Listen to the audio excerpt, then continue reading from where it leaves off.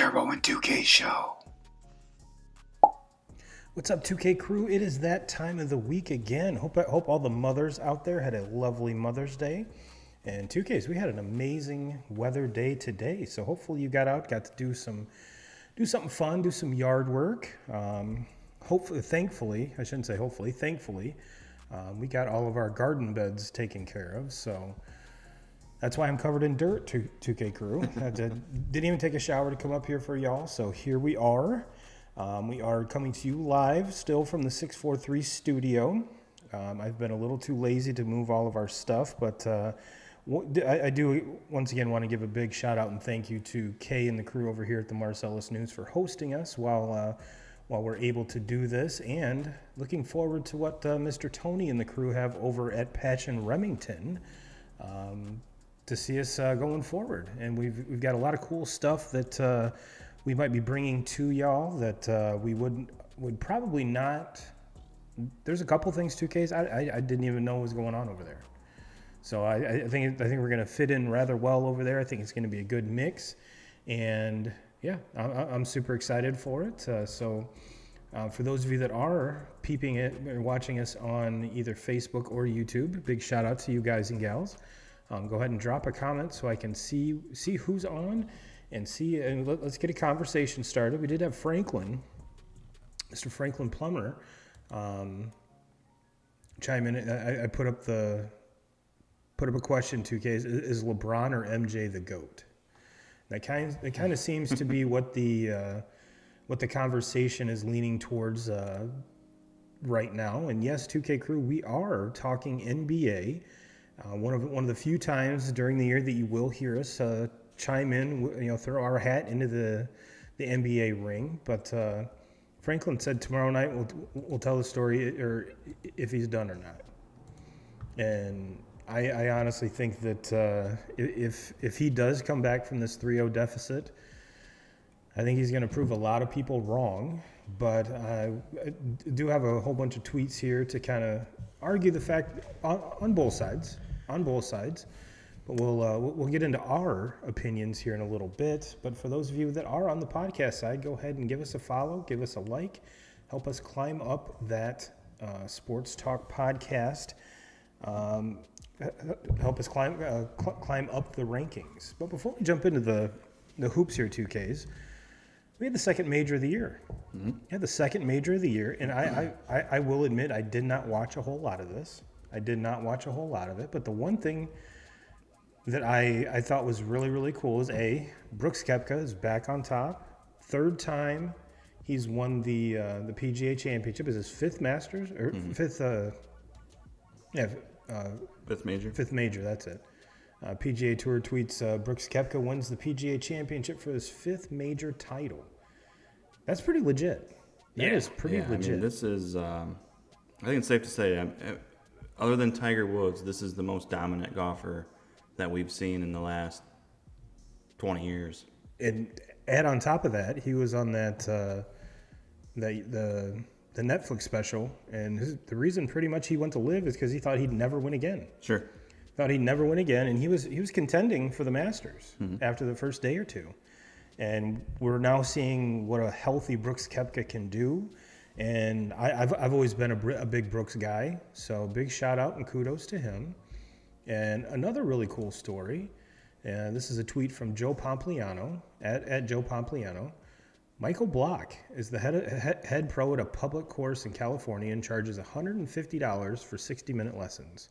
But today he's paired with Rory McIlroy for the final round of the PGA Championship, and he is currently in position to take home $500,000.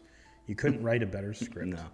And on top of that, such a cool story. He just played consistent golf all week long. He just played par golf all the way through. Yep. Yeah, and another cool part of that story is he finished in the top 15, if I'm not mistaken. Yep. So he gets invited back for like the next 3 years, which is really, really cool. So it's just one of those stories that you kind of have to talk about. Oh, for sure. I mean, somebody that is just a tour, basically a pro shop pro at a random golf course, and then finds himself on Sunday in a major championship, teeing off alongside Rory McIlroy, one of the one of the best golfers in the world. Mm-hmm. It's just an awesome story, and kudos to him. I hope he comes back these next few years and wins himself a lot more money. Absolutely, absolutely. And what's to say that he won't finish in the top 15 next year, and kind of makes this a habitual thing. And hopefully he gets invited to way more. Because, I mean, I'm a sucker. I really like stories like that. So, in a major 2Ks where we didn't have Tiger, I think we saw a lot of excitement come out of this. I mean, it wasn't what was the final? What was Brooks' score? 9 under. So kind of high scoring. Yeah. Which I think the course was just playing very, very tough. I mean, And the weather. I mean, you look at yesterday, the weather was just awful, and that was kind of the most important day of the whole tournament because everybody's scores were just kind of and then Brooks and it was all weather, rain, wind, and Koepka throws up a 4 or 5 under yesterday in all that weather, and I mean I think it was pretty safe to say going into today, all he had to do was go and play par golf and he was going to win the tournament, but he set himself up to be in that situation because of the day that he had on day 3. Yeah, and it seems like any major or any tournament, Saturday is moving day, and tournaments are won and lost on Saturday. So good for him. Good for him. And so yeah, that's I did want to touch on that, not to just kind of push off the NBA talk, but obviously with 2 cool stories like that, you really like to open the show with a breath of positivity, if you will. Yeah, and the story about Mr. Block, that's so cool is normally you see these stories in golf and these guys they have a day or they have a Thursday and Friday and then and put themselves in contention, and then Saturday and Sunday they kind of just fall off and you completely forget about it. He stayed right there in that top 10 and that top 15 the entire weekend, so that's what makes that story really cool. And then having the opportunity to tee off on Sunday with McIlroy and it just continued, and he played par golf again today. I mean, so that's why that was such a cool story to me. Yeah, could you imagine last weekend at this time he's given lessons to like wives of guys that are members of your club, and you're just, yep, Cindy, keep your head down, thinking that this is just going to be my life forever, and all of a sudden, fast forward 1 week, probably made $500,000. And then on top of that, you get to play in the PGA Championship for guaranteed for the next 3 years. I mean, you could go out and stink next year. But this is a life-changing story. And to be honest with you, I'm not sure in California $500,000 is life-changing money. But for me and you, absolutely, that's life-changing money. So good for him. And hopefully this gives him not only the opportunity but the flexibility to continue if he really does want to be a top pro here. To maybe this is a springboard that sets him off, and it'll be really cool because we got to witness it. Did you put any money on golf this weekend, 2Ks? I did, and my guy was looking pretty good Thursday and Friday, and then fell off Saturday and Sunday. I went with Dustin Johnson. DJ. And he had a really good first day, had an so-so second day, and then days 3 and 4 just completely fell off. I think he ended up finishing 9 over or something like that. So, yeah, it was not a very good weekend for him, but I've always been a fan. Of him. And it's kind of, where we saw last year, a lot of these live guys really didn't see him at the top of the leaderboards. Really didn't see him, making the run that we've seen so far this year with the first 2 majors. I mean, the first 2 majors were pretty much the leaderboard was just littered with these live guys. So I think golf is better with them in it, and especially with the majors. I know we went through that whole shebang last year, and we're not going to drag that up and kind of reopen that wound. But I think all sports fans and all golf fans should be able to agree that it's better having them in the majors. So 2Ks, it is that time. 2K crew, it is that time. Talk about LeBron and the Lakers. And I'm going to start the conversation off like this, 2Ks. If I would have told you, like the first month into the season, that the Lakers would be in the Western Conference Finals, would you say I'm full of shit? Would you believe what I said? I mean, they had a Russell Westbrook that I think you and I look like we could play better basketball than him. Just that whole team was out of sorts. Anthony Davis was hurt. We really didn't know what kind of player he would be coming back, even if he did come back. And even LeBron spent some time banged up. So let's kind of put this into perspective before we start crowning a GOAT or burying on LeBron. Honestly, if you're a Laker fan, did you expect this team to go this far? I think any team, when you have LeBron, when you have Anthony Davis, if they're, regular season, whatever, they can limp their way into 8 teams in the Western Conference make the playoffs. So it doesn't really matter what seed you end up with. You just need to get to the playoffs. And if you can get to the playoffs and you have those 2 guys healthy, which they were going into at the beginning of this, you can't count these. You can never count them out, especially when you're talking about the best player of the last 15, 20 years in the NBA, and you have him on any team, they're going to compete. Yeah. But as far as getting this far, I mean, this far, especially in that Western Conference, I thought, I mean, let's see, we go back to what they went through. I thought the Warriors would get them, but the Warriors are showing their age a little bit too. I mean, Klay Thompson was awful. Awful in that series, and Steph Curry still has it, but he's not the Steph Curry. I mean, he's getting up into his mid-30s now, and these guys are aging. Draymond's aging himself, and they're just not the same team. But to me, the biggest key with the Warriors is just Klay Thompson has just lost it. I think the injuries have caught up with him. I think age has caught up with him. He's not the shooter that he used to be. He can't create like he used to. He's not the defender that he used to be, where he could go out and defend, the best player, the best guard on the other team. I think that run is just kind of fallen off.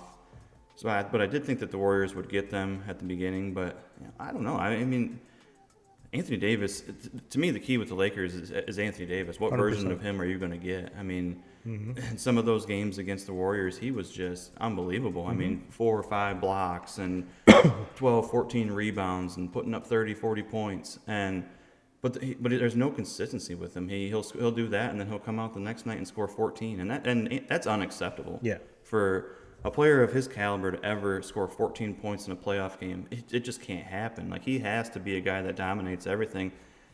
And when he's done that, they've won. Up until this series. Because, you look at game 1 of this series that they're in now with the Nuggets, he dominated game 1. But they've ran into a team that is just a lot better than they are. Yeah. And right now. And it shows. It's 3-0. Yeah. And it would not shock me if they come out and just sweep them 4-0. I think the Nuggets are on just a whole different level than any other team in the NBA right now. And they go as Joker goes. And he's the best player in the league. He's the best player that no one's ever watched or no one's ever heard of it, unless you're like you follow them or most run-of-the-mill NBA fans know who LeBron is, know who Steph is. Do a lot of NBA fans know who Joker is? I doubt it. I just think that people have gotten, I think he has kind of the Mike Trout effect a little bit. He's so good.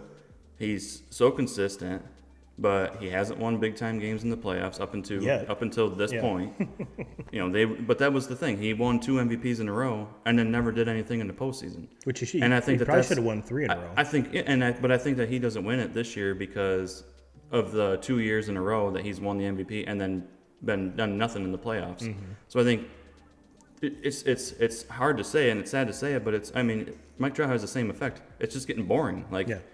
Yeah, you're so good. You're the best player in baseball. You have been the best player in baseball for a long time now, but you haven't won anything in the playoffs. So people are just overlooking you now. And I think that up until now, it happened this year. Jokic is the best player in the NBA. There's no comparison between him and Joel Embiid. There's no comparison at all. No. There's no comparison from anybody in the league right now to Jokic. So, but you have to have success in the playoffs, and hopefully to this point, they have looked like the best team in the playoffs. In my opinion, they're going to go on and win it easy. We'll see. The Miami Heat are playing really, really good basketball too here. So that might change, but no, watching this Nuggets team play and how they run everything through the Joker is just he's so much fun to watch. And I guess to a certain point we can kind of blame NBA teams for kind of trying to match up with Golden State for so long, and kind of the big man has gone by the wayside. I mean, granted, Jokic is not just your... He's not your typical big Shaq. man. Yeah, probably over 50% of the time, he's the guy bringing the ball up the floor. Yeah. I mean, they run sets of... He's their best... Not only is he their best big man, but he's their best passer too. So they just let the 7-footer play the point too. Yeah, why not? And then he's surrounded by shooters. He has elite shooters around him. Yes. Michael Porter Jr. is an elite shooter. He's coming into his own really Jamal quick. Murray, an elite shooter. Caldwell Pope coming off the bench, an elite shooter. Like, they have very, very good shooting surrounded. I mean, that team, the way that they're constructed and put together, that's a very, very tough team to win in the NBA, because they'll trade twos for threes all day long. If teams want to go in, and that's what the Lakers have done to this point. Yeah. Lakers don't have a true three-point shooter. Austin Reeves is their best shooter that they have. So if the Lakers want to, play this game with LeBron and Anthony Davis, who cannot shoot threes at all, and they want to let them score points, we're going to make threes. We're going to make a dozen threes in a game, and if we make that amount of threes, we're not going to lose. And that's what's happened in 3 games in a row now. Jamal Murray last night, what did he make? 6 threes? Mm-hmm. Michael Porter Jr. makes 4 threes. I mean, there's 10 threes right there in just 2 guys. Go back to the game before that. Michael Porter Jr. has 4 threes. Jamal Murray has 4 threes in the fourth quarter. Just close that game away. That was a game where, if you look at game 2, I thought the Lakers outplayed the Nuggets until the fourth quarter. Mm-hmm. I mean, it looked like the Lakers were going to go on and win that game. It was going to be a tied series 1-1. And then Jamal Murray, who kind of had an off night for 3 quarters, comes out in the fourth quarter and makes 4 threes and just steals that game. Well, it's funny you brought up threes, 2Ks, because NBA Memes gives us this awesome meme of LeBron shooting up what looks like a big-ass Lego. It says, LeBron James is now the first player in history to miss 20-plus straight three-pointers in the playoffs. I'll be the first one to admit that shooting threes, it really is not LeBron's game. No. Can he shoot threes? Absolutely.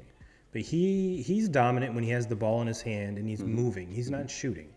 So, but for a player of his caliber to miss 20-plus straight threes just blows my mind. He's tired. Oh, yeah. Yeah.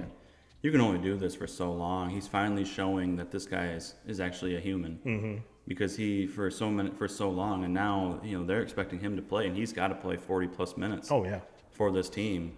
And this is the end of the season. Especially the game on Monday. There's tomorrow. a lot of miles on those legs, and when you talk about him missing that amount, he's not a good shooter. He never has been a good shooter in his entire career.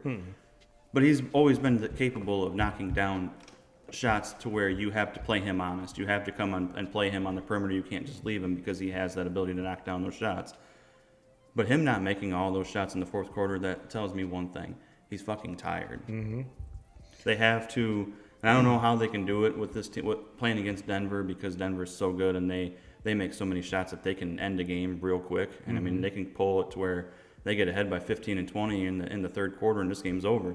But there has to be a way, I think, where you give LeBron a little bit more of a break, instead of expecting this guy that's 38 years old, who's played for 20 years in the NBA, out of those 20 years in the NBA, he's been in the playoffs every year.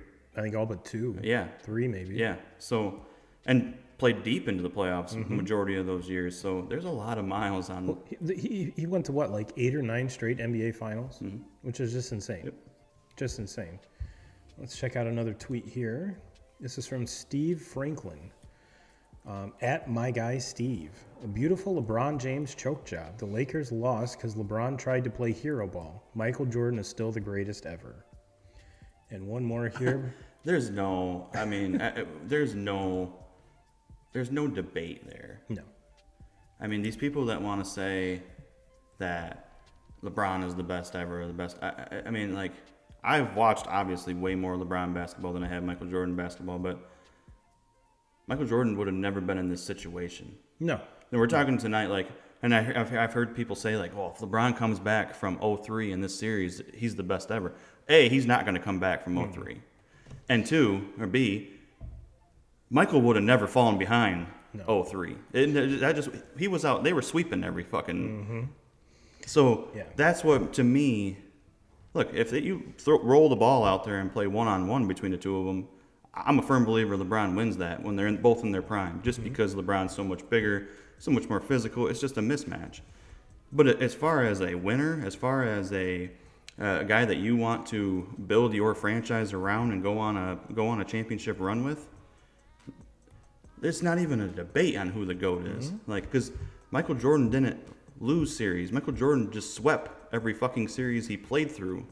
Like, there was never a doubt that the Bulls were not going to win the championship when those playoff series started. Yeah. And here we are talking. You asked the question tonight. Did you think that the Lakers were even going to be able to make the playoffs? There was never that question. The Bulls were going to make the fucking championship, and the Bulls were going to win the championship before the season even started. Yep. Now, would you put LeBron or Kobe ahead of LeBron? No. No. You like LeBron over Kobe? Yeah. No. See, I would go MJ 1, Kobe 2, then LeBron, just because it's that Mamba mentality. Yeah. I mean, it's hard. It's a hard argument to make, and I was always a Kobe Kobe's lover. a way better shooter than both of those guys. Yes, and I was always a Kobe lover. I mean, out of the three of them, Kobe was my favorite. But Kobe benefited from some really, really good teams too, where he had and you could say the same thing about the other two. I mean, obviously LeBron kind of started that big three.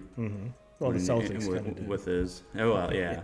And then, obviously Michael had some really good teammates. But to me, I think out of the three of them, some of Michael's teams were probably the weakest as far as everything around with what they had. When Bill Cartwright is your starting center. Yeah. I mean, granted, the rules were totally different back then. You just needed a guy to plug the lane. Sure. Which Bill Cartwright did fantastically. Yeah. And nothing, no disrespect to like Pippen, but Pippen was no Shaq. No. And Pippen was no D-Wade. I mean, he was a great defender. Oh yeah. Great defender. And he was a very good offensive player too. But he wasn't like D-Wade won a championship before LeBron even came to Miami. So that tells you how good he was. With an aging Shaq. And Shaq was just when his time when he was with Kobe, he was the biggest mismatch in the NBA. Like you couldn't guard him. There was nobody in the NBA could guard him. He was just gonna bully you all night long. The only defense was to foul him. Yeah, exactly. The hack a Shaq defense. So, I mean, I think Michael through all those years probably had the weakest team, all around team, than any of those guys. When and he goes on and has they three-peat 2 different times. So. And without a baseball stint, you never know what could have been. Well, let's hear from mine and your boy Skip Bayless here, 2Ks. Skip Bayless at real Skip Bayless. Surely LeBron James's Los Angeles Lakers cannot be swept in the conference finals, can they? No, Skip. They're down 3-0. I mean, the likelihood of them being swept is very, very high, and I'm going to go out on a limb and say it's not LeBron's fault. They're in this predicament. I think they ran into a team that I don't think anyone can guard Jokic. If Anthony Davis cannot stop him, there's no one that can. The only way the Lakers get back into this series is if Jokic gets hurt. Yeah, and they can't guard Jokic, but when Jamal Murray, because Jamal Murray to me is the X factor here, because when he plays like he has for 3 straight games now, I don't think anybody in the NBA can beat them. You know what you're going to get out of the Joker. He's the best player in the NBA. You know what you're going to get. But when Jamal Murray's making 5 or 6 threes on you, and Jamal Murray has that, it's almost like that Steph Curry effect. I'm not saying he's a Steph Curry caliber shooter, but you play 22 seconds of really good defense on a possession, and Jamal Murray just flings up a shot, just like what Steph Curry did in his prime, and hits a three on you. I mean, how many threes have we seen him, as Jamal Murray, hit right in LeBron's face? Game 2, he hit 3 or 4 threes right in LeBron's grill at the end of a shot clock, and LeBron just throws his hands up like, what can I do? There's nothing you can do. And so, to me, he's the X factor there. He keeps playing like he's playing. I really thought there was no way the Lakers lose Game 3 last night, being that it's back in LA. They've lost 2. Their backs against the wall. I thought last night you were going to see Anthony Davis play the best game of the whole, the entire playoff. I thought LeBron was going to come out and just be aggressive and basically be unstoppable. And, they're not even close to. They've made a lot of moves to improve throughout this season as far as trades, which they did. And they have. I mean, and trading Westbrook was a great move for them. And honestly, a great move for Westbrook. But this series has shown how far behind they are from the Nuggets right now. Yeah, and probably how far they are if they would have had to go through the Phoenix. Because I thought Phoenix with Durant was the next best team, and they proved to really. I mean, they gave up a better fight to this point against the Nuggets than the Lakers had. So I think Phoenix is even better than the Lakers. Oh yeah, 100%. We got for those of you that are simulcasting with us, Verlander's spinning quite a gem here. Him and Bieber are locked up in a nice little pitcher's duel. Lindor just went deep for the Mets to tie it 1-1 in the bottom of the 6th. So yeah, Bieber's look sharp. JV's look sharp. Those cleats that Lindor are wearing is quite loud. I don't think I've ever seen a Mets player wear anything like their Marlins, kind of that aqua blue 2Ks. Mm-hmm. It's like they stand out quite a lot. Yeah. And Lindor doesn't not impress with the flair. Yeah. Between him and Acuna, they're both very loud and proud. Yep. So. Which I love. Oh yeah. And I got a couple more tweets here about Mr. LeBron. And this is kind of a tweet that's backing him up, I guess you could say. This is from Legion of Hoops, at Legion of Hoops on Twitter. LeBron James is approaching 8,000 career playoff points. The next closest player, Michael Jordan, with 5,987. He says, not even close, goat emoji. I think that has a lot to do with, even the playoff structure was the same now with the play-in games, but the play-in games have only been around for 2 years now? Mm-hmm. Wasn't that this is the 3rd season we've had the play-in games, or 2? I think it started with 2020, right? This is started right after the bubble, right? I was trying to remember this, and that's poor planning on my part. I was wondering if it started during the bubble, just because I think it did. I think it did start during the bubble, and then because I think the NBA secretly wanted to try and get Zion into the playoffs. You're right. Okay.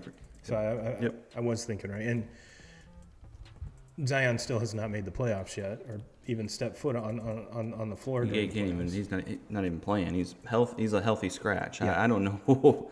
I mean,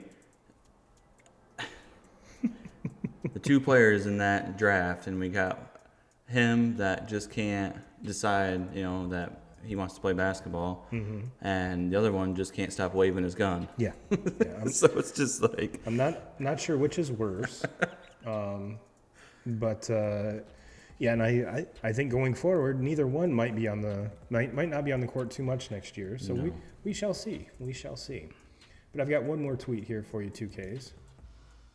This is from Wago at BlueGoo, BLUEGOH, on Twitter. Here's something ESPN won't tell you.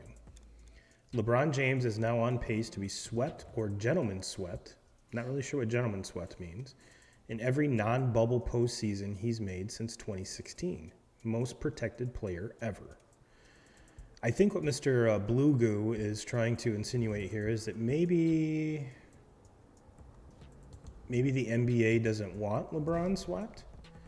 Maybe a gentleman's sweep is where they get one instead of being totally swept. And we've seen this before. Not to say that the NBA's rigged or the NBA's fixed, but we've both seen games in all professional sports. Especially with a player the caliber of LeBron, you want to keep eyeballs on the product. What's the best way to do it? Keep your best players in it as long as you can. There's no Steph Curry. There's no Giannis. Mm-hmm. I mean, look, obviously LeBron's going to be the biggest draw because you're going to get half the people that are LeBron fans, the other half watch because they're totally LeBron haters, and that's polarizing. What Joker's doing is, you and I think it's polarizing. Sure. What that whole Nuggets team is doing, we think it's polarizing. But to the average fan or just the playoff basketball fan, they don't want to see this team. I guarantee that if you poll a lot of just playoff NBA fans, they would want to see Phoenix and LA. And then in the finals, of course, you want to see Celtics Lakers. Sure. Which I guarantee there was a bet on FanDuel to see if that would be the case, and just because, why not? Why not? Because it's the oldest rivalry going back. I mean, these two teams probably have more championships than the rest of the field combined. Sure. So why not? Why not? Granted, whole different generation of Lakers and Celtics players. And we haven't even talked about the Eastern Conference. You know, we've just been stuck here with the Lakers and LeBron just because it's the most polarizing because it's LeBron. But if we flip sides to that Lakers or the Celtics Heat, playoff Jimmy is in full effect, dude. And kind of tying the whole thing together, it's alleged that he's LeBron's child or is MJ's child. And if you do, 2K Crew, do a Google search, there's some people that have put together some images that will blow your mind. Is it possible? Yes. Yes. Where Jimmy was born, MJ was in town around 9 months previous to that. So is it possible? Sure. Sure. Is it likely? Probably not. Is it just so happens that someone that looks like Michael Jordan can also play basketball? Yeah. But the opening line on this series 2Ks was so heavy on the Celtics, so heavy. And they're playing tonight, correct? Yeah, they just tipped off. With the Heat up 2-0. Up 2-0, yep. And this is in Miami, correct? Yep. So Celtics have got punched in the mouth in the Garden twice. Is this the game where Jason Tatum's has had his ups and downs during this playoff run, and I really, if I'm remembering correctly, he hasn't had the greatest first two games. Or did he? Or he's been all right. In game one, he was at. Game two, he was really good. Jaylen Brown's the one here for the Celtics that has to. He has to do more. Him scoring in the upper teens or low 20s. He's got to be somebody that goes out and makes things happen on the defensive side of the floor because he's a very good defender. And then, but he also needs to be more consistent offensively. Needs to be more efficient offensively. Tatum's has been your typical number one, your go-to player. He's been that. And then when game two, it was I gotta look up to the name. Wasn't there one of the games where he started out really shitty and then pretty much won it in the fourth quarter? Yeah. Or was that last series? That was last series. Yeah. Okay. Who was the guy? Oh, Grant Williams for the Celtics. I think he fucking lost game two because he hit Grant Williams is a role player. He's a solid player. He's a very good option coming off the bench for the Celtics on this team. But he hits a three at the beginning of the fourth quarter, and then chooses to hound Jimmy Butler all the way back down to the other side of the floor, and Jimmy Butler's just smiling. Don't poke the bear, dude. And from that point on, throughout the rest of the game, Butler just took it at him every single trip. Good. Made him look like a fool.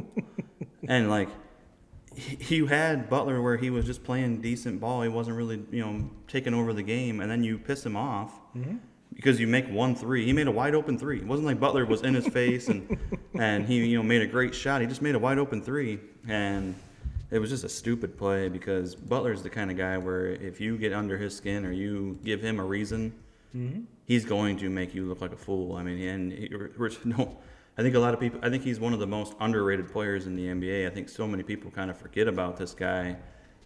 Man, until it's playoff time. When you need somebody to turn it on and flip the switch, he's better than just about anybody in the NBA at doing that. And he's again super fun to watch. But you got to give kudos to this Miami Heat team too, who I believe is the best head coach in the NBA, and Eric Spoelstra. I mean, this is a team that kind of got into the playoffs through, just playing really good ball down the stretch. It wasn't like they were a true playoff team all season long. This was a team that kind of was in the middle of the season. They really didn't have a plan, didn't even know if they were going to make the playoffs. And they go in the playoffs, and they went through some freaking teams to this point. I mean, they took out Giannis Yeah. in the first round. Wasn't even close. I mean, just killed them throughout that entire series. And they've continued just to play really good basketball. I mean, right. the Knicks were a hot team, and they just go right through the Knicks like nothing. And They were now the eighth to seed. be I in this forgot about point, that. beat up 2-0, beat the Celtics in Boston twice. I mean, like, you have to give credit to Spoelstra here, because I think for so long they didn't give him the credit that he deserved, because they had LeBron, because they had D-Wade, they had a lot of those big names. But this guy just fucking wins, man. He wins, and to me, there's no argument who the best coach is in the NBA. Now, you've got the app up now, 18-16 Heat. Who you got taking this game, and who you got taking that series? I think the Celtics win tonight. I just don't think that. I don't think that they go down 3-0. It wouldn't shock me if this tightens back up and goes to like a Game 7. I think the Celtics are the better basketball team. I think the Miami Heat are better coach, and I think they're playing better basketball too. Right now at this point, I think the Heat win the series. So, and I think both of us have Denver moving on, right? Yeah. Oh, I don't think I think Denver sweeps. I think Denver sweeps in 4. I haven't seen any indication that the Lakers can play with them. I mean, maybe they come out and play well and win this next one at home, but there's no way they go back to Denver and beat them. No way. No, there is. I'm not going to say there's absolutely 100% no way that they can do it, because obviously anything's possible. Sure. But the it's never been done. No. But if anyone can believe and wish a team from a 3-0 deficit to win, it's me. True. My Red Sox did it. But how long did it take for that to happen? And has it happened since? No. I think hockey's the only other one that has. Sure. And can't even remember. And it was done before the Red Sox did it. Yeah. So can it be done? Yes. The likelihood of it being done, I really don't see it. No. I agree. The Lakers win Game 4. Yeah, that one would not shock me. I still think I think the Nuggets sweep. I do. I just don't see anything, and I think that being down, I mean, there's no other way to put it. The Lakers have just been kicked in the dick. Like, they are, to me, they're done. I think they're shot. I don't think there's anybody on that team that truly believes that they can beat. Like, they've played pretty good games. It's not like they played bad basketball in Game 1 or played bad basketball in Game 2.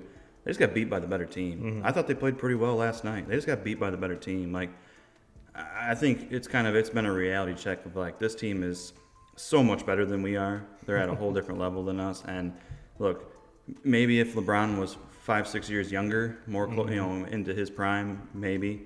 But LeBron's not the player that anymore that can just completely take over a game. He's not that player anymore. And if the Lakers do win Game 4, excuse me, they're going to have to empty every single tank, every single bullet that they have, and just be left with nothing in the tank. Which is why if they do win Game 4, they're definitely not winning Game 5. So I'm going to go out. Give me Nuggets Celtics. Give me Nuggets Celtics. I think Celtics win tonight, and I'll be 100% honest. Even though I am a Red Sox fan, it's the only Boston fandom that I have. I enjoy watching this Celtics team. They're a very fun team to watch. How could you not be a Jason Tatum fan? All the dude does is go out and win, ball out, and it's that, to me, that team is too good not to. Well, if they're down 2-0, this has to go at least 6. But I think this goes 7, and yeah, there's no way the Lakers come back. Absolutely none. No, absolutely none. And if the Celtics come back and win it, it would not. That one wouldn't shock me, just because I think the Celtics are way better. And the talent-wise, deep depth. I mean, they have so much more depth than Miami. But to me, it just comes down to the Spoelstra effect and the effect that they're playing so well. And they've went through some really, really good teams. And even though I think Tatum is the best player in this series, Jimmy Butler is the scariest player in this 100%. series because he's got the ability to just take over a fourth quarter, kind of similar to that Nuggets team where you have a guy like Jamal Murray, kind of in a different way because Jamal Murray is not so much the defensive player that Butler can take over games on the defensive side of the ball and rebounds and steals and everything like that, to where Murray can just kind of take the breath right out of you just because of some of the shots that he can knock down. I mean, he can end of a shot clock, you play really good defense, and he drills a fucking three on you where he's not even looking, not even squared up to the basket, and he drills one, and it's just so. That's where I'm at with that. Miami just they went through so many good teams. They're playing so well. I think Miami goes on to win this series, especially getting off to the start that they have where they're up 2-0. All right. Well, it's been our basketball talk here, 2K crew, and judging by the viewers, this is usually why we don't do NBA because we haven't had that many viewers. But that's all right. That's all right. It's a sports conversation that we had to have, judging by the current landscape here. But 2K crew, we've got a top 5 for you. We've got a top 5, and we're pivoting away from basketball, and we are going to 2Ks, our top 5 PGA golfers that we want to have a beer with. Figured this would be fun considering we just got done with the second major of the year. So I'll start off. My number 5, make sure I numbered him right. My number 5 is Bryson DeChambeau. Now, I would not have said Bryson had I not followed his YouTube channel. And the guy is actually pretty cool. He's kind of like a bro's bro, a guy's guy. He's finally wearing normal hats, which I appreciate. And if you do watch any of his videos, he has a lot of instruction, there was one of them that he walked you through with his bedroom when he was a kid, just to kind of hear some of the stories revolving around just his history. And I thought that was really cool. My number 4, I'm going Ricky Fowler. Again, some of the behind the scenes stuff that you get to see on YouTube. He did an interview with Rick Shields, and that was really, really cool. And obviously he came on the scene as a very polarizing player just because of the way he dressed and the way he played. And now we're getting, he's back in I want to say he's back in the top 100 now. It just sounds like an all-around wholesome guy that I think it'd really be cool to have a beer with. My number 3 is Rory, just because English guys can usually pound some beers. And I think it would be really cool to be drunk with him and not understand a damn word that he's saying. Even though his accent isn't nearly as thick as it used to be. Sure. But could you imagine slamming beers with him in a pub in England? That'd be crazy. My number 2 is Tiger. Now, if this was, if we were doing this like 2 or 3 years ago, I don't think I would have had Tiger on my list just because he didn't. It would always be cool to talk to him to get inside his brain, but he really wasn't that personable Tiger that we see now.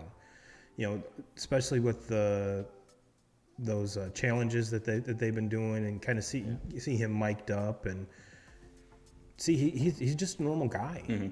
And I think these injuries have kind of humbled him a little bit, and he's kind of come around to be like, you know what, I can let people see who I really am. It's not a weakness. And number 1's easy. Yeah, John Daly. Yeah, John Daly.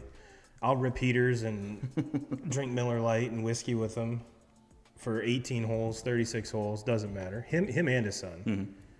His son's gonna be a stud. Oh yeah. His son's gonna be a stud. Hits the ball better than his old man already. That's crazy. That's crazy. Well, 2Ks, your number 5 PGA pro you would like to have a beer with. All right, number 5, I'm going to go with a guy that's just, it seems like he's always really good with the crowd. Everybody loves him. He's always, chumming it up with somebody, or you see him, doing things for kids that are at these tournaments, and that's Tony Finau. Mm-hmm. I just love watching him play. Unfortunately, he's been in contentions for some majors, but he always just kind of falls off, and has not won one of those majors yet. He almost won one with a broken ankle. He has started winning some tournaments though, Mm-hmm. and I think it's just a matter of time. He's going to get himself a major, but I just enjoy watching him. Seems like he's always in a good mood. He's always smiling. Mm-hmm. So I like that about him. My number 4 would probably be Dustin Johnson. Okay. I think for quite some time now, he's probably been my favorite golfer to watch. Married to Wayne Gretzky's daughter. She's not too bad to look at either. That's pretty cool too. Yeah, so I mean that's a cool story. Hits the fucking shit out of the ball, Mm-hmm. and he just seems like a guy that actually, because I think a lot of golfers, I don't know if they would drink a beer with you, maybe sip some wine or things like that. But I think DJ probably can throw beers down with the best of them. So that's one thing I really like about him. Number 3, Tiger. Mm-hmm. Tiger's not higher on this list because I don't think Tiger's the kind of guy that's just going to chum it up over some beers. I think he is now. Maybe, yeah. And I do enjoy the things that he's doing as far as playing in these charity events and more so having fun, because for so many years it didn't look like Tiger was having a whole lot of fun. Mm-hmm. It was just straight business, and the best I've ever watched. I think the best that about any of us have ever watched, but it was business to him. Mm-hmm. It was kind of like Tom Brady. Tom Brady didn't really look like he was having a whole lot of fun. And looks like he's having a lot of fun now. Nah, yeah. But during that time, it didn't look like he was having a whole lot of fun. It was just business, and I think that's how you win so much, is because your whole life is you forget about everything else and you just hone in on championships. And I think that's those two guys. It's a sickness with them. Michael Jordan can be put in that same conversation. Number 2, John Daly. Probably would have had him number 1, but I just have a soft spot for my number 1 person. But yeah, John Daly, I don't know if I'd want to hang on with him too much because he'd probably get me into a lot of trouble. But as far as just to can you imagine just hanging out a night in Vegas or something with him, like some of the shit that he can get you into. As long as it's on his dime. Yeah, exactly. Yeah. But yeah, just when you think about golf and how it's a gentleman's sport and how it's it's pretty straight and narrow, and then you see this guy that just looks like a complete shitbag out there, and with ripping heaters, walking down the fairway and drinking a fucking Diet Coke definitely not the pinnacle of athleticism that we're used to seeing, especially from the guys nowadays. Yes. Yeah. And number 1 for me, I know for a fact he wouldn't be drinking beer with me. Probably, some type of a mixed drink or maybe a wine drinker, but I have a soft spot for him because I'm a left-hander. And so I just could think of some of the golf conversations as far as being a left-handed golfer and Phil Mickelson. I don't know. I've always been a Phil fan. I think it's because from the time I was young and first picked up a golf club, he was like the only guy on TV that also swung from the left side of the ball. Seems like him and Bubba are the only two lefties I can think of. And so it seems like I've been watching Phil from all the way up through. Every time I see him in a tournament, I hope he does well. I always want to. Every time I see him win, it makes me happy. You don't see a whole lot of left-handed golfers on the tour, so. When you have one and that has been so successful, I mean that's to me the conversations and just the way that his style of play. Like I just love the way he plays. He's aggressive.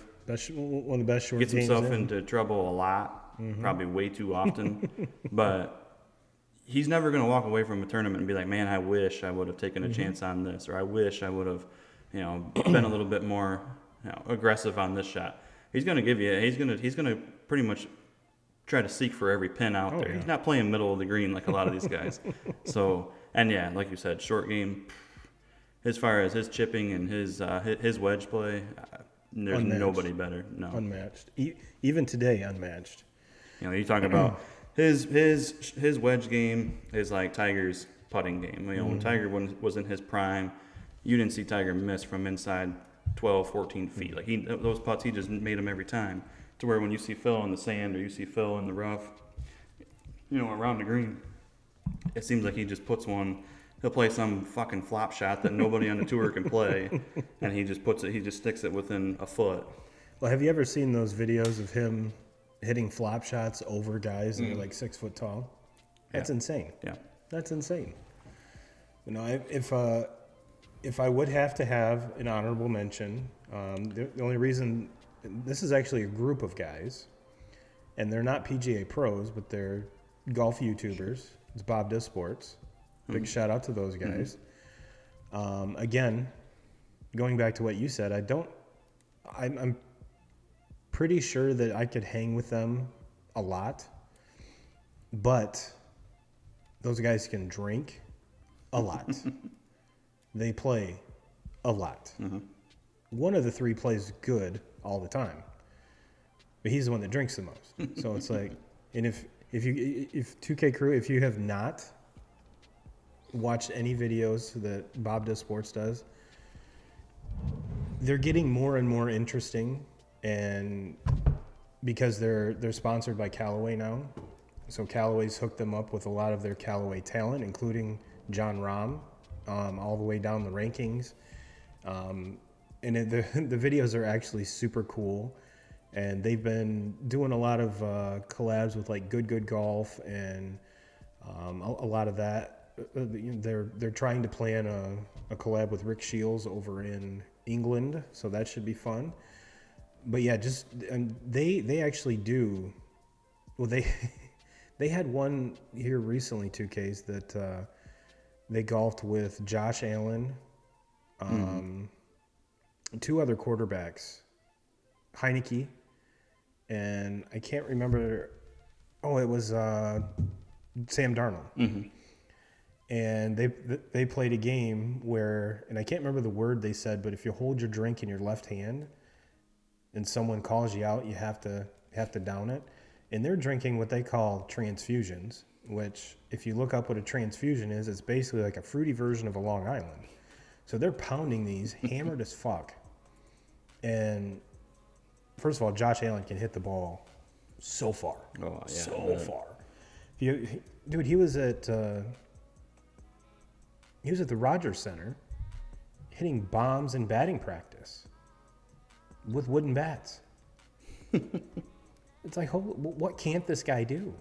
And if you've seen any of he does like home run derbies for slow pitch softball for charities, and some of the balls he's hit there haven't landed yet. So, I mean, this dude's just a beast. And I want to say it was Sam Darnold was the best golfer out of the three, like the best all-around golfer. But if you guys do have some downtime, check out Bob Does Sports. It is a riot. It is a riot. And just to think that Bob did an interview with someone and said that Bob Does Sports is worth 9 figures right now. 8 figures, excuse me. That's a lot of money. And he just started doing this. It's crazy. Less than 3 years ago. So big shout out to him. Big shout out to Joey Cold Cuts and Fat Perez. Keep doing what you're doing, boys, because it is thoroughly enjoyable. Thoroughly enjoyable. Well, 2Ks, we've pretty much ripped LeBron a new asshole. We've crowned the Nuggets pretty much the NBA champions. We've congratulated Brooks and Mr. Block. And we've done our top 5. Is there anything else we need to touch on before we let the 2K crew go? No, nothing really. I mean, we covered everything that we want to cover with the NBA. We'll talk about that next year. Well, I'm sure we'll talk about it once the Lakers try to revamp the roster around LeBron and see how that goes. Might want to think about adding some shooting because they need to. Their only actual knockdown shooter that they have is Reeves, and Reeves has been really good. I mean, he's actually been a surprise, I think. Yeah, I mean, you talk about a guy. If they didn't have him, they don't even make the playoffs. Yeah, they don't even make the playoffs. Oh, one thing we did forget. Congratulations, San Antonio Spurs, getting the next guy. Yeah. His name escapes me right now, but he's like 7'5" and probably the most athletic 7'5" person on the planet. Yeah. And it just seems fitting, doesn't it? That the Spurs get the number. That's where we talk about, the sport that, under the most heat for being being rigged. Which, if it was rigged, I think I would think you'd have the Lakers and Celtics playing. But you have two franchises that have. I think they're both tied. I think both of them have 17 championships, and instead it's probably gonna be. It's gonna be the Nuggets, who don't have any. Mm-hmm. And then we'll see what happens. And Miami's a pretty storied franchise too. Mm-hmm. Yeah. But anytime you that whole draft thing, could you imagine him with the Pistons? Yeah. That would be something special.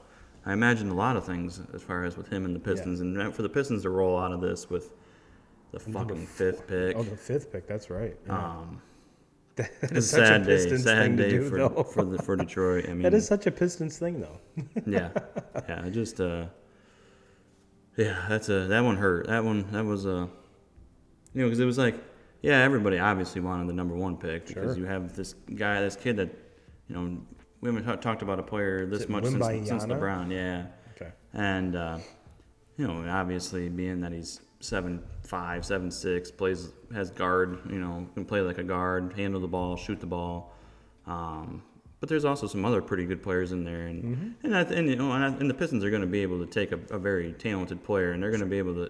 But man, when you are the worst team in the NBA, and you get the fifth pick, that's tough living there. Yeah, but Wembanyama would have looked very nice alongside Mr. Ivy and Mr. Cunningham for many years to come. Yeah. So.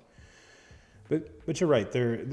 But I think the number Pistons 5 pick is still nothing to slouch at. And the other thing you have to keep in mind is the Pistons have a lot of cap space. They're going to be able to do some things as far as free agents, and they're going to have to bring free agents in. They're going to have to be aggressive, and I think they will be. They're still going to get a top 5 pick. You didn't have Cunningham at all last season, so you're bringing him back into it. Jaden Ivey and Duran, the two rookies that they had last year, both had really good years. So there's some things to be excited about there. To me, it's what the Pistons decide to do this offseason, and I'm hoping that they, you only have these kids for so long at a young age and on the cheap. Yeah.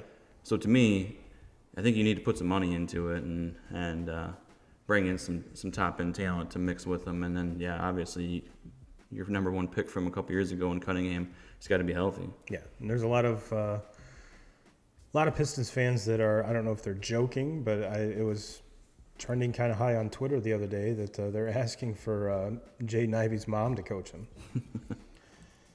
Well, there's some good coaches that just lost jobs. Yeah. I mean, say what you want about Doc Rivers? About the postseason success with Doc Rivers, but he wins. He wins a lot of games, and I think another thing with Doc Rivers, I think he's pretty well liked. Yeah. So as far as bringing in, these free agents and bringing talent in, you have the young players around to bring some of these veterans in, and then you put the presence of Doc Rivers, a coach that is very well liked and has coached very good teams. Mm-hmm. The other one was the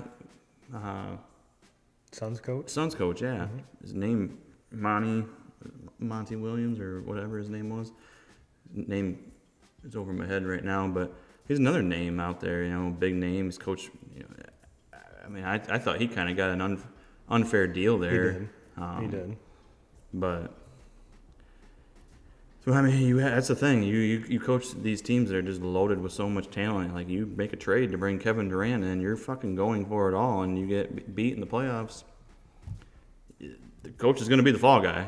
Kevin Durant's not going to be the fall. Nope. And Devin Booker's not going to be the fall guy. Nope. And Chris Paul, who was hurt yet again, is not going to be the fall guy. It's going to fall on the coach. He kind of should be, but I thought they were better without him. There's a lot of people that would agree with you. A lot of people would agree with you. And it's no knock on him. I mean, we're talking about a Hall of Fame NBA player, one of the best point guards that we've ever watched. But when you have Kevin Durant and you have Devin Booker, you don't need a point guard. No. Those are your 2 point guards. Let them bring the ball up. Let them make the plays. Let them just run the show. So you don't need Chris Paul. Chris Paul doesn't play into that. He's not a shooter. Mm-hmm. He's not a defender anymore. He's I mean, to me, Chris Paul is just a average average player in the NBA now. So getting him off of the floor and letting those two guys just play, I thought that was when they were playing their best ball without him. Mm-hmm.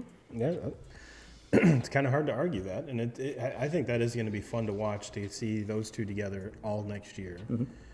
Kind of have an off season to kind of build some more rapport. Those Booker and Durant have had a friendship off the court already. Mm-hmm.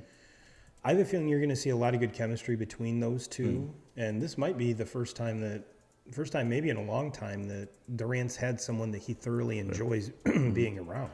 Yeah, and it's like, and the thing that to me that was the disappointment with that team is DeAndre Ayton. Man, he's a number 1 pick in a draft. Like, got all the talent and the size and everything, but it's just like he plays soft. And I mean, there was games down the stretch there, especially in that Nugget series.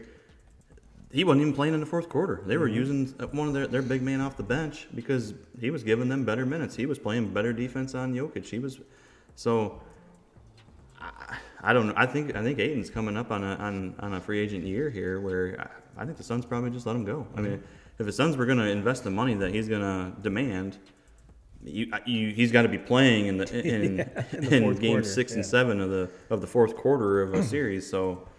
Yeah, I don't know what's going on there, but he was, to me, was the disappointment on that team. Well, 2K Crew will get you out of here on that. We will not have a show next week. Everyone enjoy Memorial Day. Get out, have a lot of fun. Be safe. Don't do anything stupid, because remember, you won't see a judge until Tuesday. Won't see a judge until Tuesday, so everyone be safe, enjoy yourself. And as always, Jim Rome, we're coming for you.